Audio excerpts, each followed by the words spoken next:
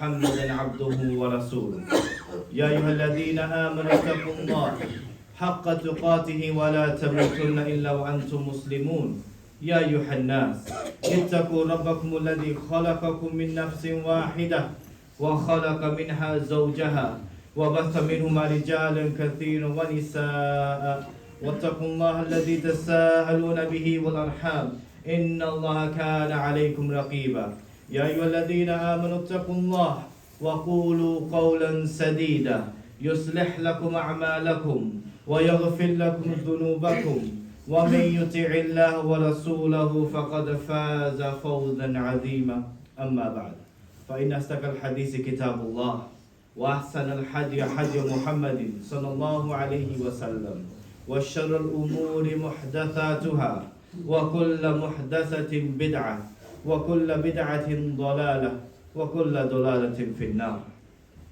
First, all praise are due to Allah subhanahu wa jalla fi'ula. We praise Him and thank Him for being from the Ummah Muhammad sallallahu alayhi wa sallam. We praise Him and thank Him for being upon Iman.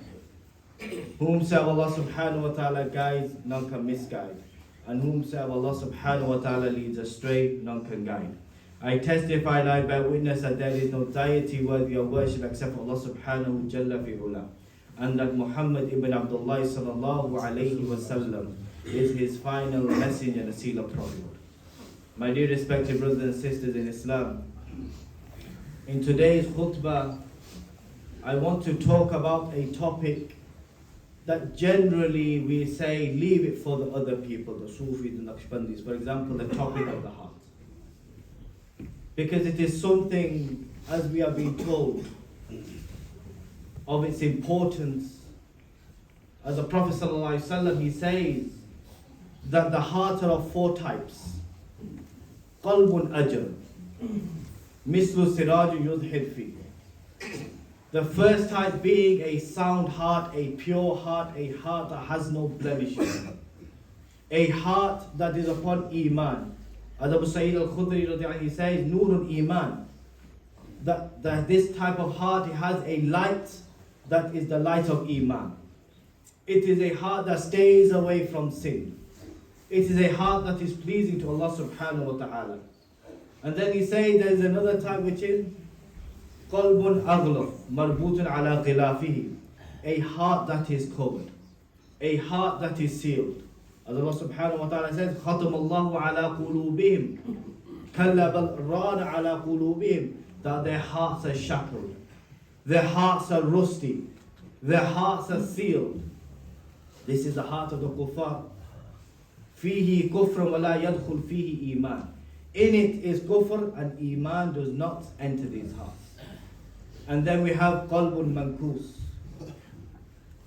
Arrafa thumma ankar. A heart that understands the truth. A heart that knows the truth, but it rejects. And this is a heart of a munafiq. And the ulama, they have put this munafiq category into two categories.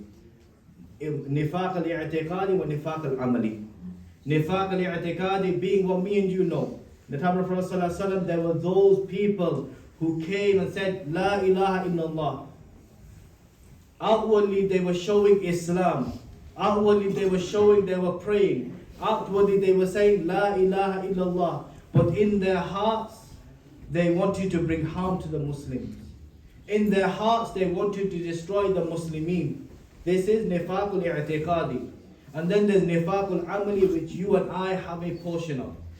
We are Muslims. We say La ilaha illallah. But we betray one another. We lie about one another. We abuse one another. We cheat one another. And this is all a form of hypocrisy. And then the final heart, or the final type the Prophet ﷺ told us about is qalbun musfah. And described it like a sword with two heads. He says, fihi iman wa fihi nifaq. And he says that the iman that is within it is like a seed. When you water it, the iman grows.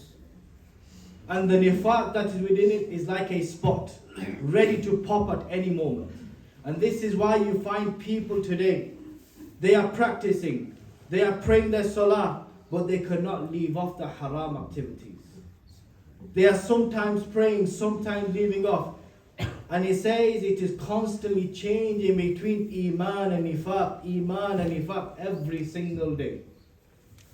They cannot leave off the sins.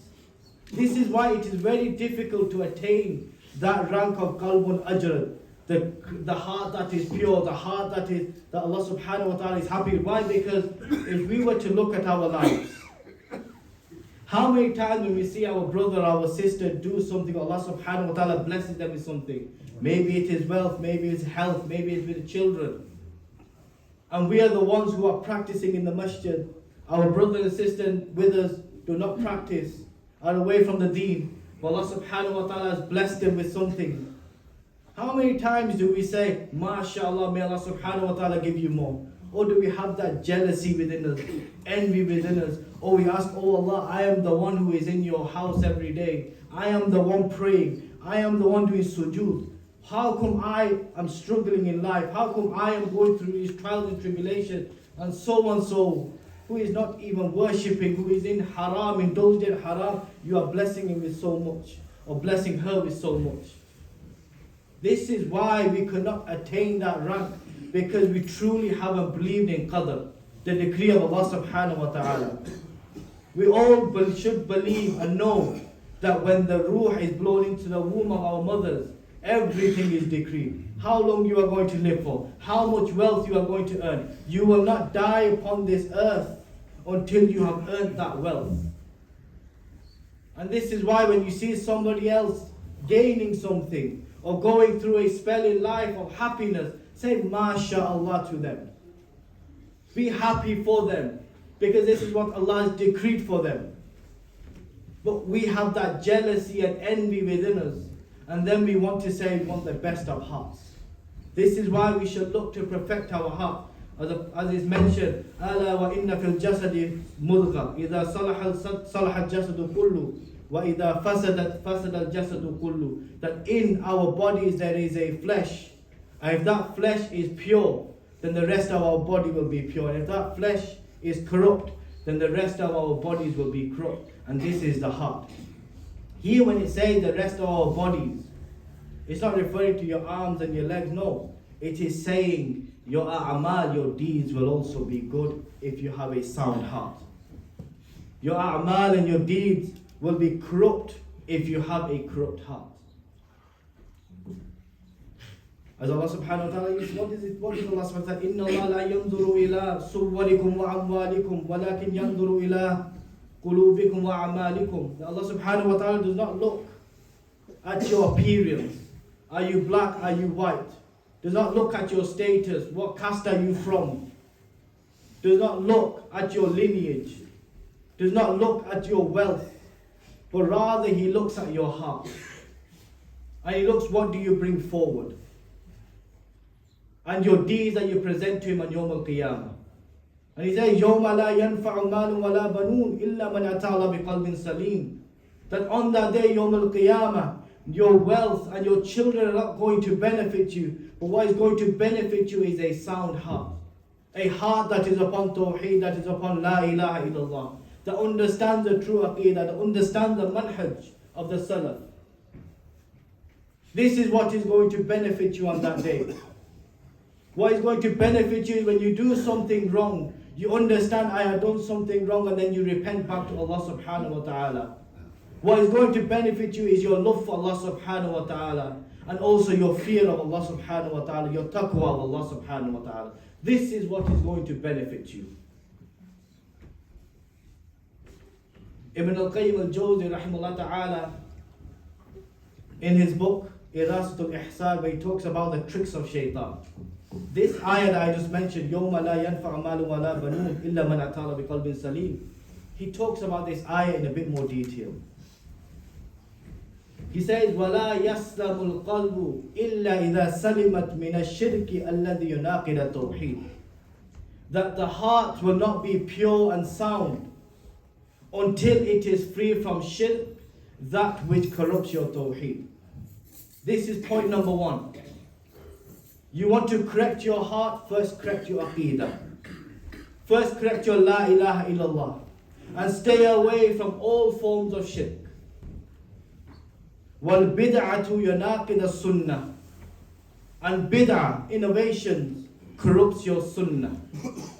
This is why Sufyan al-Thawri will say, Al-bid'atu ahabbu ila shaytani min al-kabair. That bid'ah, innovations are more beloved to shaitan than the major sins. Why? Because you see, when you and I do major sins, or we do a sin, we know that we have done something wrong. We missed our prayers. We've said something bad to one another. We've backbited about one another. We know we have done something wrong. We know that we have done a sin. And then we look to make tawbah, repentance for that. But when somebody falls into bid'ah, innovation, he thinks that he is doing something good. He thinks he is pleasing Allah subhanahu wa ta'ala.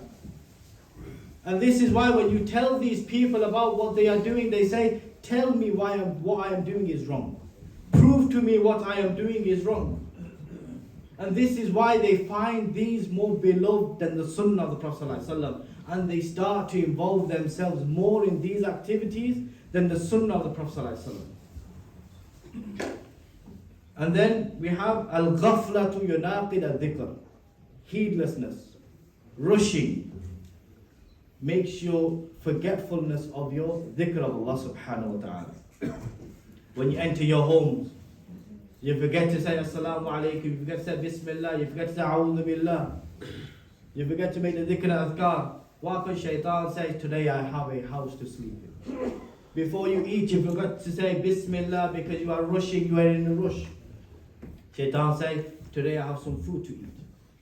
Before you go to bed, before you go to the bathroom, you forget to make those dhikr and adhkar. Shaitan is constantly behind you, waiting for you to not remember Allah subhanahu wa ta'ala so he can also join you. Why? Because we are rushing in life. Dunya is more important to us. Dunya has overtaken us that we forget to remember Allah subhanahu jalla fi'ula. Even the smallest of things. And the next point he mentioned, ash-shahwa yunaqid al-amr. Desires overtake the command of Allah subhanahu jalla fi'ula. You see, if I was to ask everyone today, or I was to say, every weekend I need to take some drug just to calm me down, or take some alcohol just to make me feel relaxed. It's a habit, I cannot get away from it. Every single one of us will say, Astaghfirullah, you stay away from this. It is haram, it is this. Yes, why? Because it is not a desire of ours. But if I was to say to you, Allah subhanahu wa ta'ala said in the Qur'an, those that take interest, those that indulge themselves in riba, are waging a war against me. Not everyone is going to say, Astaghfirullah. Why? Because their desire overtakes them. Their desire for a house overtakes them. Their desire for a mortgage overtakes them. And they say, but I heard of a person living in a desert. He said, people in the West can have a house for the first mortgage is fine. I heard him over there somewhere. What are my children going to live on? How are my children going to survive? We are making excuses to go against the Sharia of Allah subhanahu wa ta'ala because of our desires, and they have overtaken the Sharia of Allah subhanahu wa ta'ala. I may feel harsh to some of you, but this is the reality. For alcohol, for drugs, we will not give no excuse. When Allah subhanahu wa ta'ala is saying, you are waging a war against me, we are trying to find excuses. We are trying to find leeways. We are trying to find something to say, well, no, we can go about it this way or that way. This is what our desires overtaking. And then he says, Al-hawn yunaqid al-ikhlas. Showing off corrupts your ikhlas. For example, I have come for this khutbah. If my intention is that I want praise, I want wealth, I want people to put a title in front of my name, then this is what I am not doing it sincerely for the sake of Allah subhanahu wa ta'ala. I am doing it for the people to recognize me. And we know the famous hadith where the Prophet ﷺ says that one of the three people that are going to be thrown into the hellfire first are those that go and study the religion and do it only for the sake of recognition, only for the sake to be patted upon the back. They will be the first to be thrown into the hellfire. So every action we do, every deed we do should be for the sake of Allah subhanahu wa ta'ala, and we should have sincerity in everything we do. And this is what is pleasing to Allah subhanahu jalla fi'ula. Because our hearts, my brothers and sisters, we are always going to make mistakes. As it is stated by Abu Hurairah, that when you commit a sin, a black dot is put upon our heart. If we repent, the sin is removed. But if we do not repent, then another black dot until our hearts become black. And they become hard. That when even the Qur'an is recited, our hearts do not tremble anymore. When the Qur'an is recited, it has no effect upon us. Why? Because we are going like those, the hearts of the kuffar, where they are sealed. And also we are told, the one who misses 3 jumu'ahs in a row, on purpose, their hearts are sealed. Ask Allah subhanahu wa ta'ala forgives our major and minor sins. Ask that Allah subhanahu wa ta'ala elevates our ranks in Jannah and allows us to attain Jannatul Firdaus. Wa ma alayna illa al-balagh.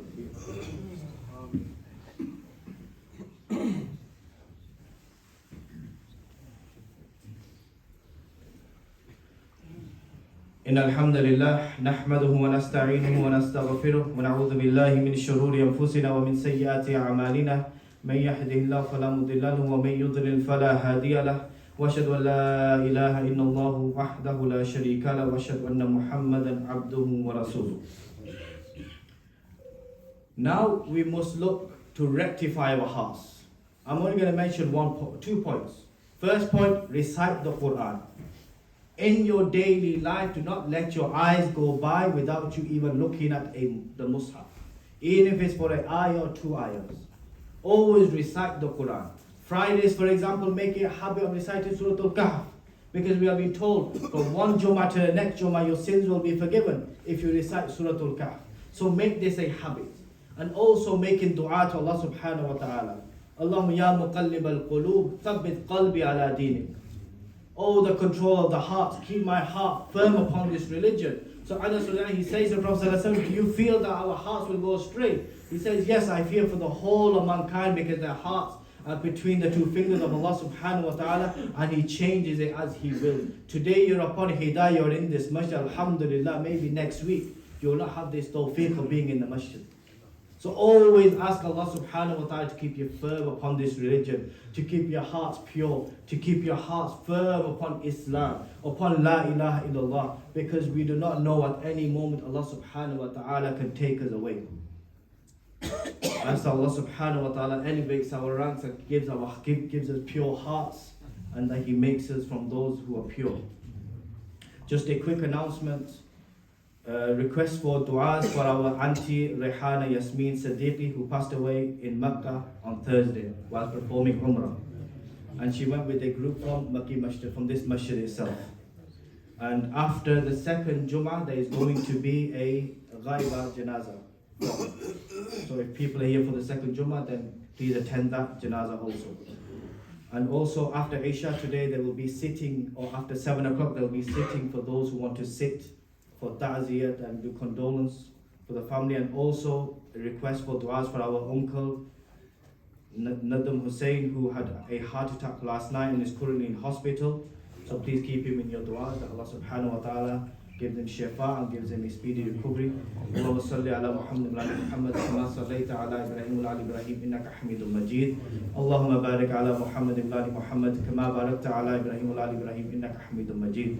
ربنا آتنا في الدنيا حسنة في الآخرة حسنة وقنا عذاب النار. اللهم يا مقلب القلوب ثبت قلوبنا على دينك. اللهم يا مصرف القلوب صرف قلوبنا على طاعتك. سبحان ربك رب العزة عما يصفون والسلام على المرسلين والحمد لله رب العالمين.